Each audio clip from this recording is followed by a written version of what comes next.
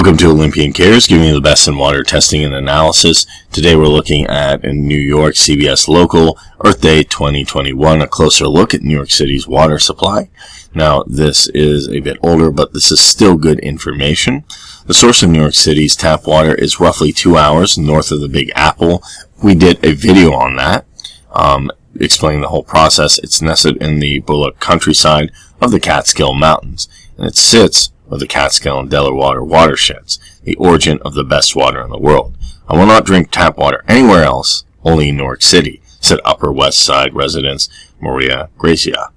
New York City's drinking water is certainly among the top tier of major cities in the U.S., and in fact in the world, Eric Goldstein, New York City Environmental Director of Natural Resources Defense Council said. Some folks say it's more valuable in the 21st century than oil, and I would agree with that, said Goldstein.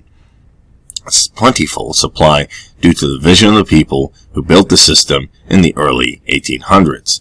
A large Manhattan fire revealed the necessity for a more substantial water source. Officials started looking north. The Croton watershed in Westchester and the Putnam counties came first. In the late 1800s, the Catskills entered the equation. Up here you can actually see water. You go down the city and you just open up a tap and the water's always there, said Paul Rush, Deputy Commissioner of the Bureau of Water Supply and New York Department's Environmental Protection. So overall, this looks pretty good. A lot of people really enjoy the quality of their water. That being said, it's coming pretty much pure water from mountain streams and reservoirs, and they also measure the turbidity, the temperature, and the conductivity, Emery said. But the biggest concern is long-term climate change. So there are some issues like bigger storm events. They result in runoff, and they can increase turbidity, and they can cause fine materials such as clays to get suspended in the water.